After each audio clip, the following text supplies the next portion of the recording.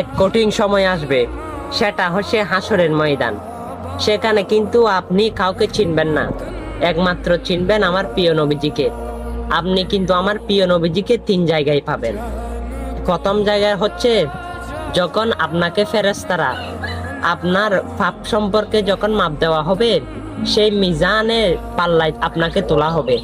আর আপনি যদি গুনাহগার হন, সেই পাল্লা কিন্তু ভারী হবে। আর ফেরেশতারা আপনাকে ধরে নিয়ে জাহান্নামের দিকে নিয়ে যাইতে থাকবে। তখন আমার প্রিয় নবীজি দেখবে, আপনাকে ডাক দেবে। তখন ফেরেশতাকে জিজ্ঞেস করবে, এ ফেরেশতা, আমার উম্মতকে কোথায় নিচ্ছ? ফেরেশতারা বলবে, ইয়া রাসূলুল্লাহ, তার পাপ কিন্তু বেশি, তাই তাকে জাহান্নামে দিচ্ছি। তখন আমার প্রিয় নবীজি আপনাকে আবার নিয়ে আসলো, এসে মিজানের পাল্লায় তুললো। আমার প্রিয় নবীজির আঙ্গুলটা আপনার পাল্লার মধ্যে দিল, আপনার নেকির পাল্লা ভারী হয়ে গেল। হ্যাঁ, সে মুসিবতের সময় একমাত্র আমার প্রিয় নবীজিকে পাবেন। আর সেই নবীজির হাদিসগুলো বাণীগুলো মানুষের কাছে পৌঁছাবেন, অবশ্যই সেই নবীর সুপারিশ আপনিও পাবেন। আর অবশ্যই মুসলমান হলে প্রতিদিন বাজে ভিডিও অনেক শেয়ার করেন, এটা শেয়ার করে দিবেন। আমিন।